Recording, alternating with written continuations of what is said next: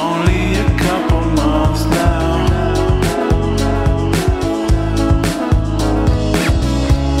I think I recognize her. Welcome to The Truth in This Art.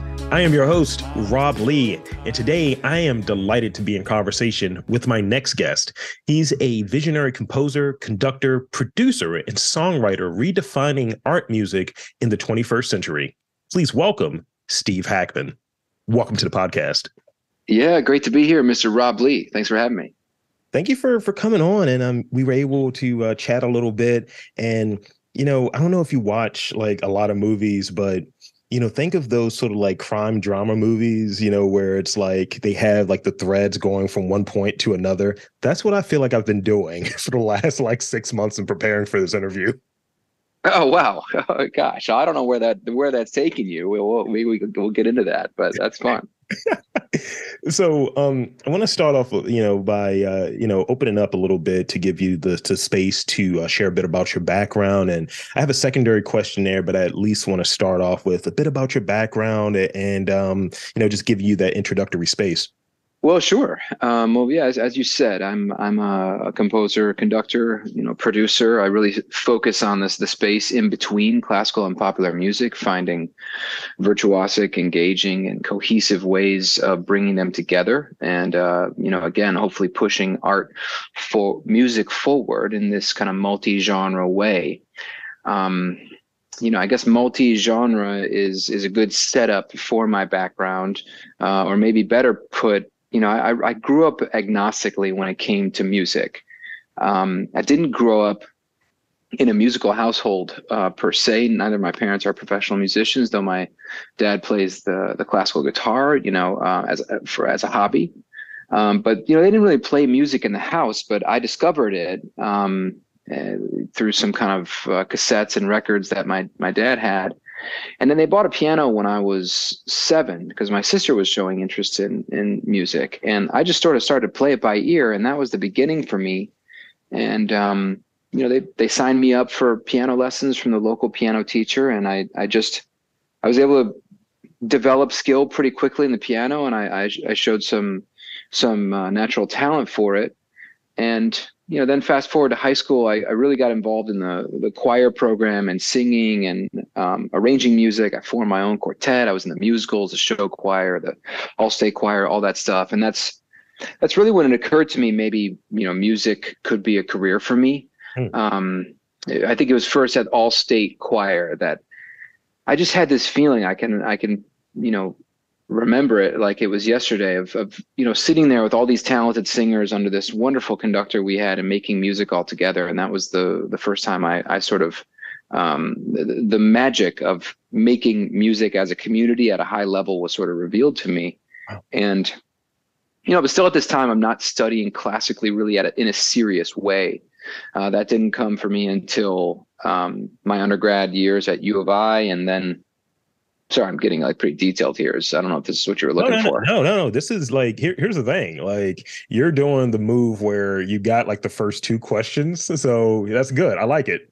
Please continue. Okay. Well, I got really lucky because I went to the University of Illinois really to be in an a cappella group. There was a singing group there called The Other Guys that I had seen, and they were my heroes. And I wanted to be in this group. We toured all around the country and even to Europe and all that. And I ended up, winning an audition to be in that group. But the real kind of fortuitous event for me was the piano teacher. Gustavo Romero was his name. It was his first year teaching. He had been trained at Juilliard at the pre-college level, undergrad and graduate. He had won the Clara Haskell piano competition, and he's a pianist of genius. And he opened my world up to classical music. And I just fell head over heels and became obsessed with it, and became very driven to make a career in classical music. And it was in those summers when I was at U of I that I went to the Aspen Music Festival and then fell in love with the orchestra and started to think, conducting could be the road for me. And I had done a lot of, conducting, arranging, even in high school, like teachers were asking me to, take charge with things. And then, of course, in my undergrad, with that a cappella group and the choir I was in, and I thought this could be for me. So that's what kind of opened that up. and Curtis and Juilliard were the places I wanted to go. I thought that was a studio that I think I could fit in. I thought I had the right kind of attributes and skills to get in there, and luckily I did, and kind of that set up all the rest. Thank you. That is perfect. Literally, you're making my job easier over here. So shout out to you. And thank you for sharing that and giving us that that background and that extra flourish going in. I wanted to go back a little bit, and so I find that it may not necessarily be something that's close to what we're doing. Give you an example. So let's say, early on, I can kind of look back to, when I was first interested in recording audio, right? For like a podcast, proto podcasting, if you will. And, but that really wasn't the thing that had my initial interest. Like I wanted to be a comic book artist. You know what I mean? Oh, wow. It's my first introduction to creativity. And that's what everything was for me. And it was like a roadblock that happened creatively. It was rejection, and I couldn't really cope. And I kind of moved into the writing side of things and sharing voice and so on. And always kind of look back at that, and I was able to revisit the comic thing, but in a different way. So in looking back, were there any other sort of like creative interests that you had growing up that it might influence how you approach like your work today? Well, it was kind of always music, I will say, but I can absolutely relate to the idea that it's the rejections that will shape us, much more than the acceptances. I'm a firm believer in that, and that has, has been quite a prominent storyline for me. I guess the biggest acceptance I had, was kind of, getting into Curtis. That of course changed my life.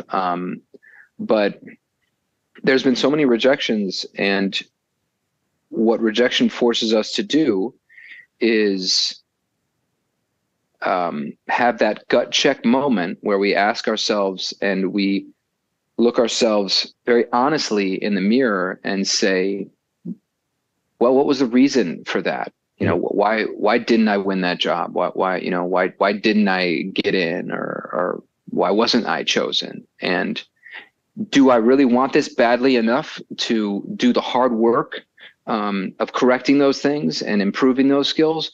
Or do I have a different idea of who I am here? And do I need to make an adjustment there and sort of rethink what the plan is? Yeah. That's great. I do that sort of check in regularly, where it may be, I don't know, like I find that some people, they find those sort of imperfections and those quirks because they're part of their own process, right? It's like, hey, I know I kind of screwed that one up, or I know I didn't prepare in this way, and so on. And, kind of looking for when that mix up happens, when that kind of like, oh, wow, let me check back in with myself. Is this something I'm really doing? Is this the way I want to go about this? And so on. And it's always sort of this consistent check in, just to make sure that, at least from what I'm doing, and I think a lot of folks do this, just making sure that we're on point, Of course. Well, and, in success, we oftentimes aren't going to be as analytical as we should be in failure. Often it's probably always the case. It's a very, I think, special and driven and determined person that can be as analytical in both situations. It's great. I 100% agree. And I have a data background outside of this. So definitely you start saying analytics, like, yeah, tell me that SQL script. Tell me more.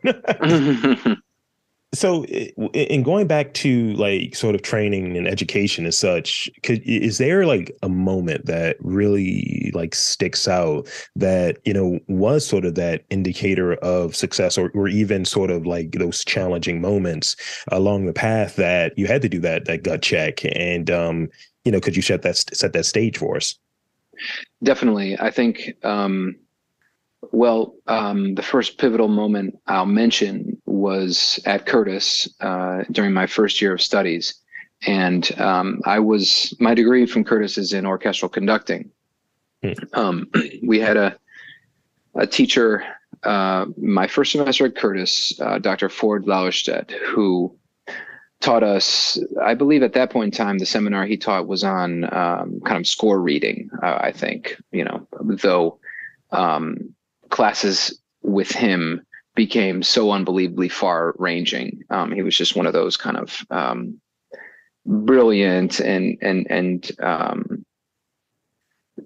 just special educators. So anyway, it was all composers and conductors in this class, all 5 of us. Curtis is only 165 students. So I think there were 5 students in the class, 3 conductors, 2 composers, I think it was at that time. And the class before the holiday break, I was the only person that showed up. And by this time, first semesters are short, as you might recall. But in the couple months of class, I think Dr. Lauerstedt and I had already kind of developed a bit of a rapport, and we both knew there was something going on with each other, and I loved this teacher right away, though we hadn't yet had a chance to connect in a deeper, meaningful way. So I'm the only person that shows up that day, and he says, "Okay, all right, nobody else is here. What is your story? Like, what is going on here?" Because in my first semester at Curtis, to be honest, I think maybe just as a defense mechanism, maybe because I was just scared out of my mind, maybe in over my head, I behaved in a way that, and I dressed in a way that, like, well, let me say, I wasn't shy about the fact that I was different. I mean, I would carry a basketball with me to class, like I would wear my headphones. Like, I wanted all these classical musicians to sort of know, like, I came from like somewhere else. I don't ask me why. I don't know. Anyway, he kind of said, "What's your story? What do you want to do? Like, what are you doing here?" And I started to talk about my own music and the music I was writing and the a cappella group that I directed in college and the pieces that I had arranged for them. And he was like, "Oh, I want to hear that." So it was only a few blocks from my apartment. I ran home to my apartment. I grabbed a CD. I brought it back. He popped it in. He listens to it and he says, what are you doing here? Like, if this is what you want to do and you're writing music like this, why don't you just move to LA now and just go do this? And I was like, what are you talking about? I want to be a conductor. I want to be a classical musician. And he's like, "All right, okay." So he marches me down. This was all the way up on the 3rd floor of Curtis. We would go down all the staircases. He marches me down to the dean's office, and he says to the dean, Robert Fitzpatrick was our dean at the time. He's now passed on. And he says to Fitzpatrick, "Take Steve out of all his musical studies classes. I will teach him all of them individually. So theory, ear training, counterpoint, all that." He said, "Take him out." And I'll never forget Fitzpatrick's look, because I could tell that he had a little bit of misgivings. Like, I don't know if these guys should be like conspiring. But there was a pause and he said, "Okay." And from that day on, I mean, Ford cultivated my ear for counterpoint, my ability to compose, my creative side. And if I didn't, Ford Lauerstedt, sorry, that's his first name. If I didn't have that at Curtis, none of the things I'm doing now would be possible. I mean, he completely fostered, encouraged, and developed my creative voice while I was getting that very kind of old school, traditional classical training on the conducting side. And to this day, he's my musical mentor, and I still study with him. Another really long answer. I'm sorry. No need to be sorry. I love it. This is great. And you're a storyteller. I noticed that in a few of the instances in watching you do your thing. And I definitely appreciate it. It's less work for me. Yeah, well, I hope people aren't like bored out of their minds, but they shouldn't be. This one might be a shorter or longer answer to this question, but this one goes like this. So shifting to more of your work these days, or your philosophy on things these days, is a conductor more of a leader, facilitator, director, or coach, and why do you think that? And I'll even add in, I was thinking about it, and you mentioned basketball earlier. I was like, are they the point guard? That was the other thing I started thinking about. Wasn't sure, but yeah. So, what are your thoughts on that? The role of a conductor in those terms?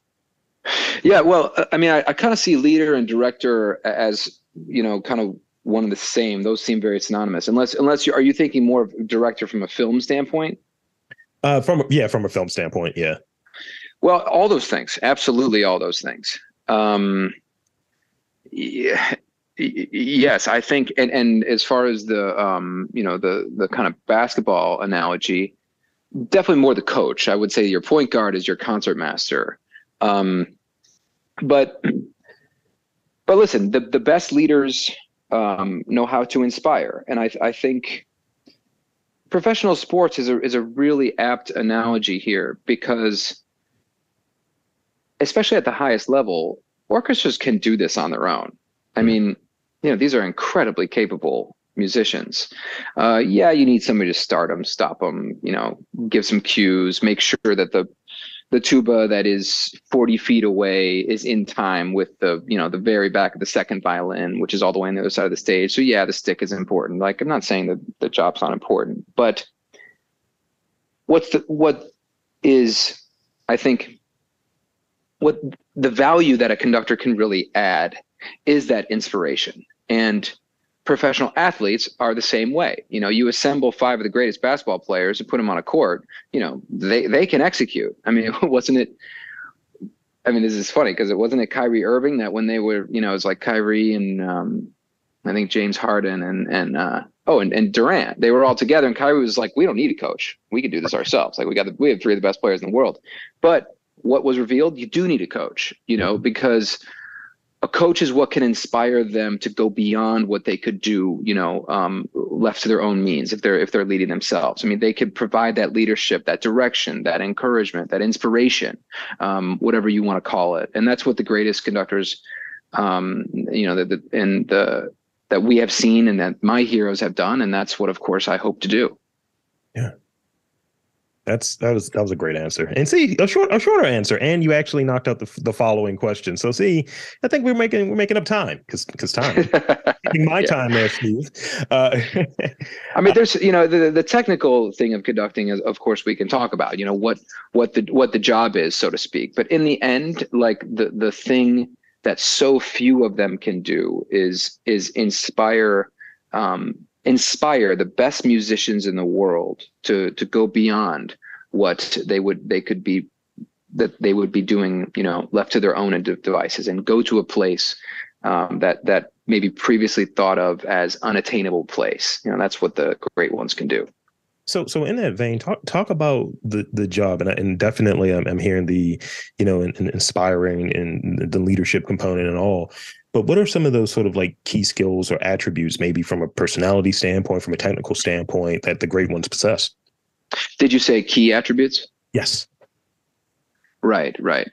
Well, did you want to talk to the on the technical side, or do you want to talk more on the sort of emotional leadership side? Let's talk about both, actually. Well, on the technical side, it's I'll make another sports analogy. They say, and I love sports for this reason. Well, I love sports, but there's just so many parallels. They say in the National Football League, the quarterbacks are so important, and you need a quarterback that can make all the throws, quote unquote. That can execute the entire playbook, and that's a first-rate conductor. Somebody that can handle all different periods of music, especially the ones, of course, in the common practice, which is from Baroque, let's say, then up to 21st century music, that has a stick technique that is clear. I mean, clarity is the most important thing.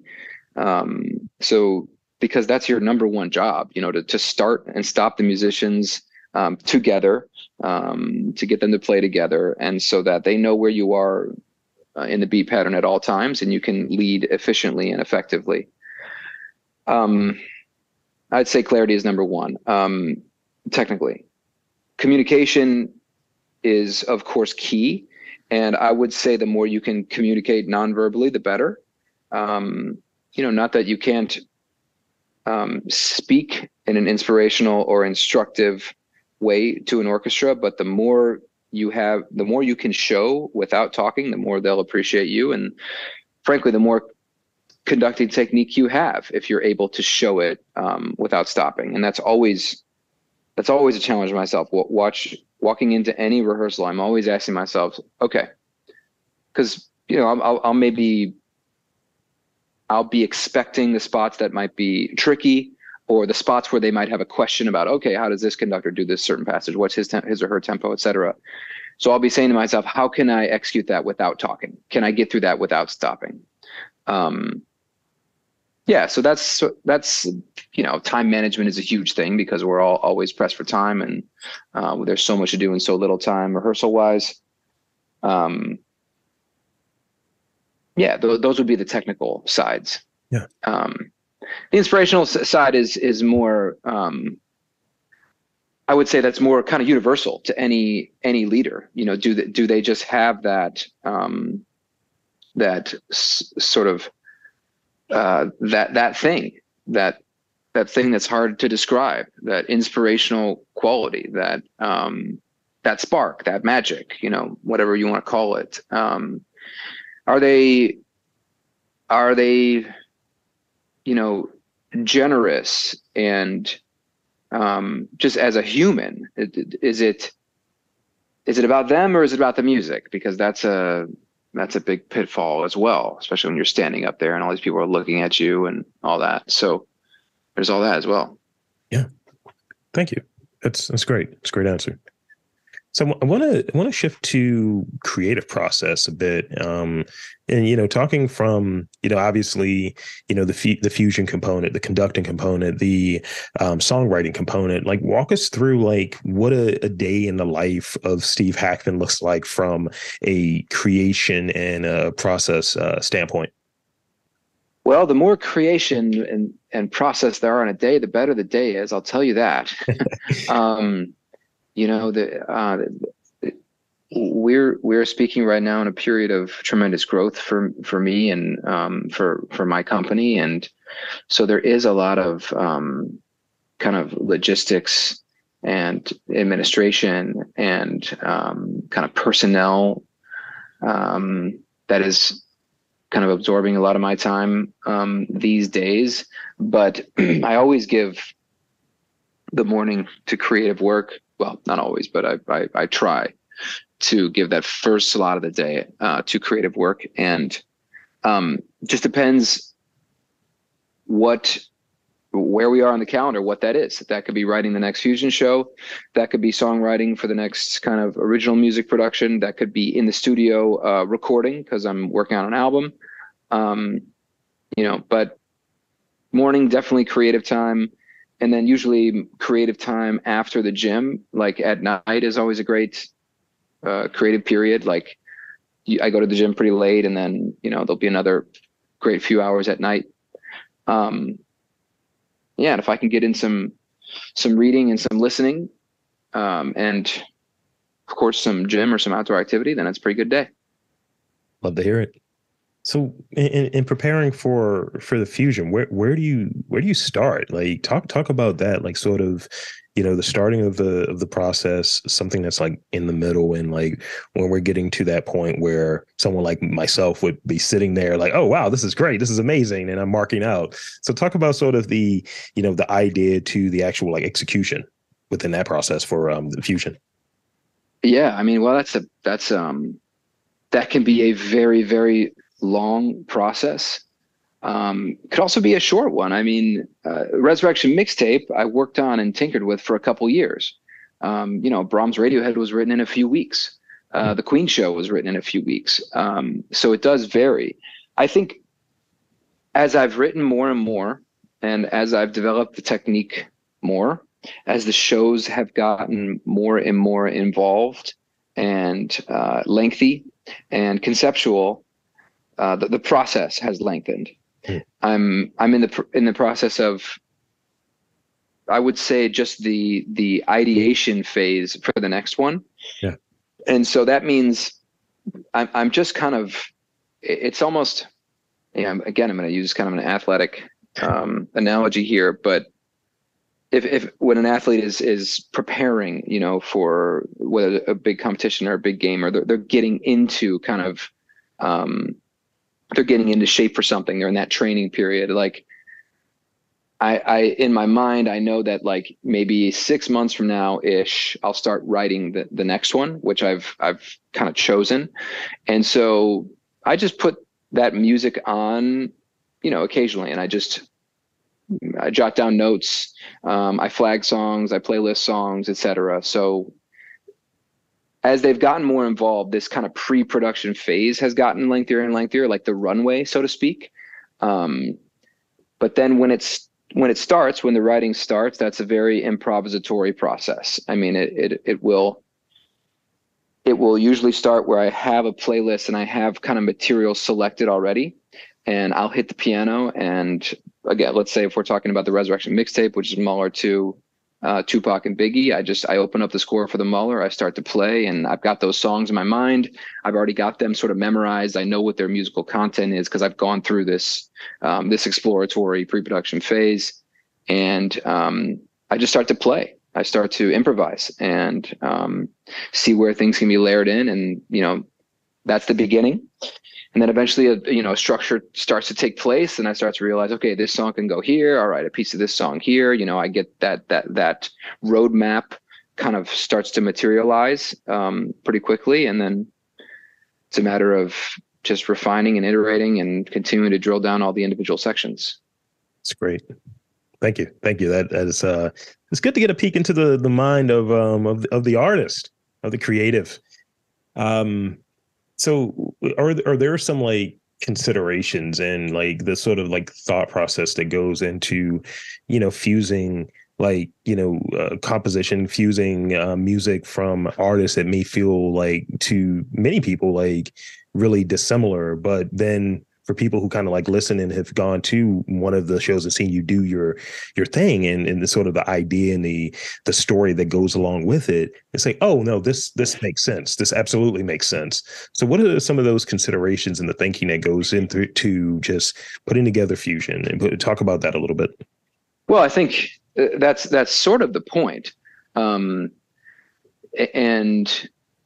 yes, it may seem on the face of it that to an artist composer pairing is an unlikely one, or is not that maybe they're not the most well suited to one another, but there's got to be a reason behind it. I mean, I say often, since I've been doing this for this long, and I've developed the technique, I mean, at this point, anything is combinable. It's really just a question of, why, and just because you can do it doesn't mean you should. So, I would say I'm really guided by that principle, and the reasons, the why, can be musical, or they could be amusical. In the case of Brahms and Radiohead, it's actually both. There's great density to the music. They share some they share some very basic qualities, like time signature, key, etc. But again, anything can share those. But there is their use of counterpoint, their advancements in harmony, etc. But then beyond that, there's then amusical reasons. There's the emotional quality of the music. And in the example of Beethoven Coldplay, that was less for musical reasons. That was amusical reasons. That was because I thought these are both artists that deal with these universal humanist qualities. They both speak to what it is to be on this earth as a human being, love and loss and tragedy and triumph. And they deal with those in magnificent ways that gives their music a very distinctive character. So that's why I wanted to combine those. So, Resurrection mixtape, there's the that, of course, that's a Mahler's symphony, the Second Symphony, the Resurrection, that deals with the concept of the afterlife and what is the afterlife. And of course, we lost Biggie and Tupac tragically in when they're 23, 24 years old, and so but they're enduring and they're everlasting, and so they, through their impact on pop culture and the world, embody the idea of living eternally. So that's the reason for that one. So they've all got a myriad of reasons. Thank you. It's great. So I got one last real question, and even the great Steve Hackman gets the rapid fire questions. I got a couple of those for you after this last real one, but I'll hit you with the real one. So as someone who is constantly pushing the boundaries of music and how we understand maybe some of these unexpected combinations and really painting that picture, what projects do you have coming up? I know you touched on, we worked on the album. So what do you have coming up in the next, let's say, 3 to 6 months?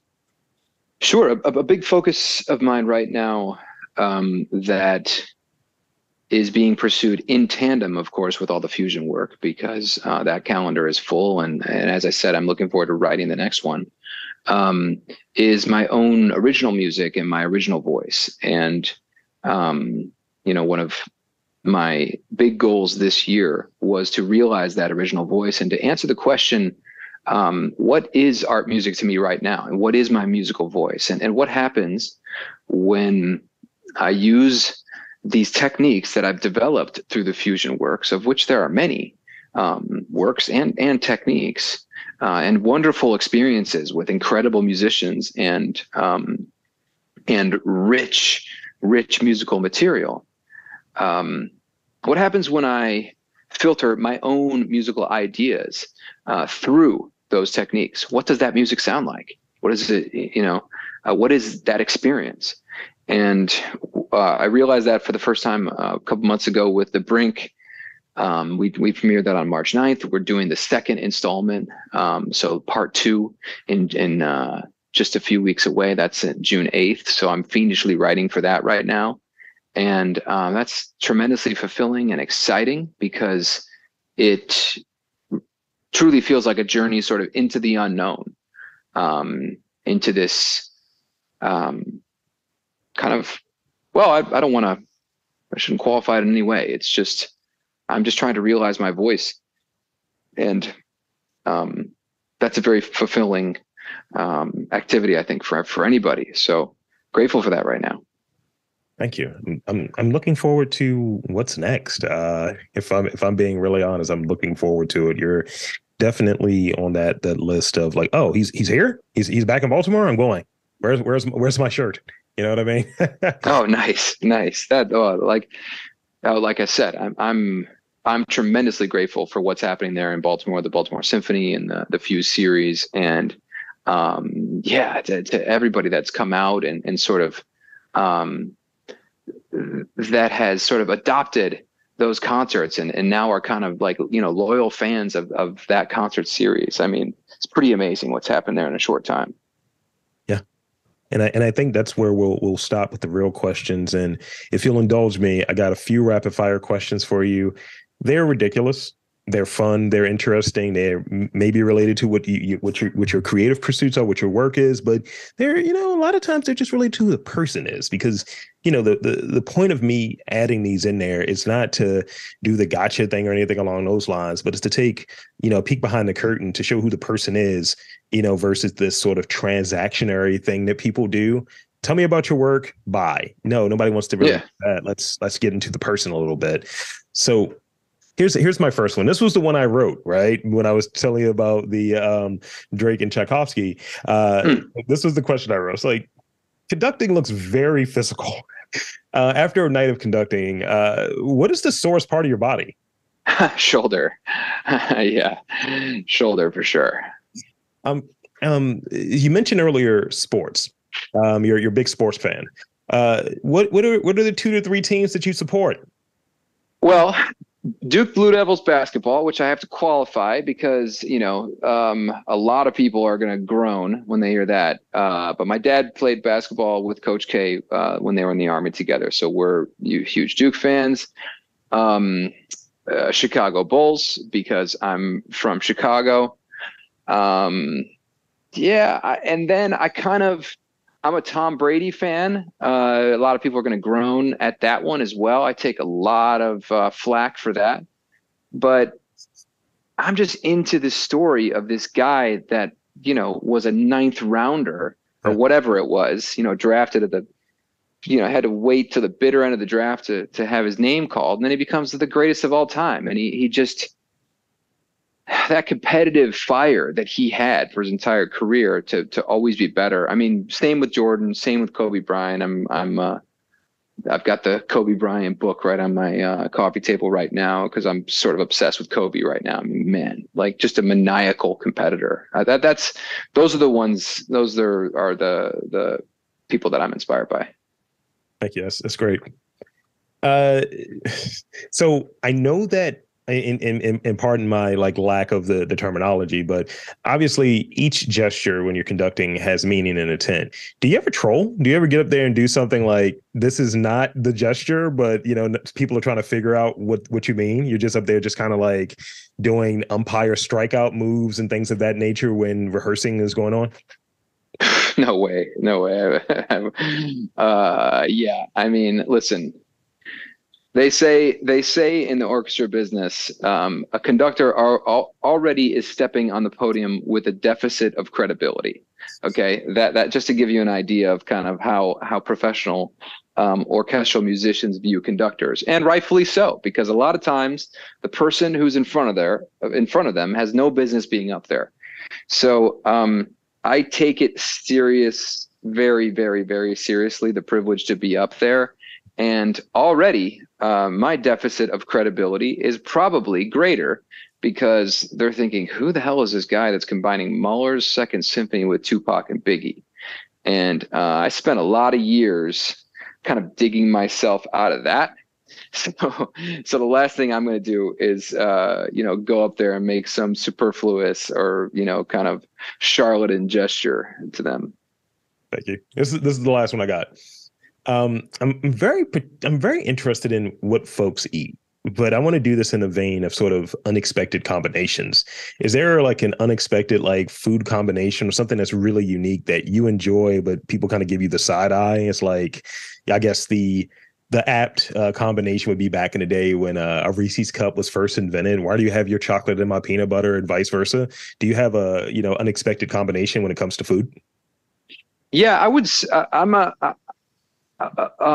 People that know me well say I eat kind of rabbit food, a lot of nuts, a lot of dried fruits, a lot of peanut butter, and almonds. So I will put almonds in just about anything, including chili or soup or something. I just love the crunch of almonds. So that's one where people are like, you're something wrong with you.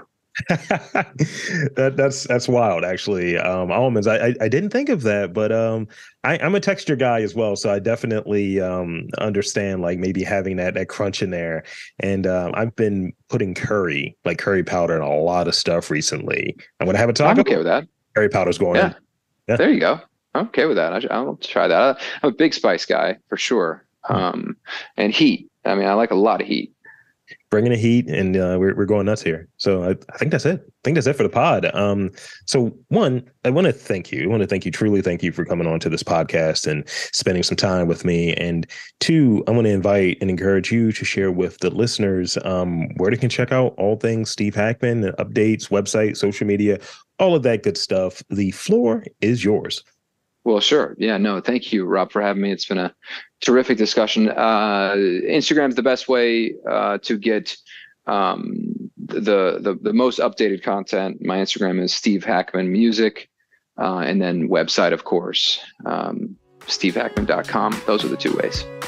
And there you have it, folks. I want to again thank Steve Hackman for coming on to the podcast. And I'm Rob Lee, saying that there's art and culture in and around your neck of the woods. You've just got to look for it.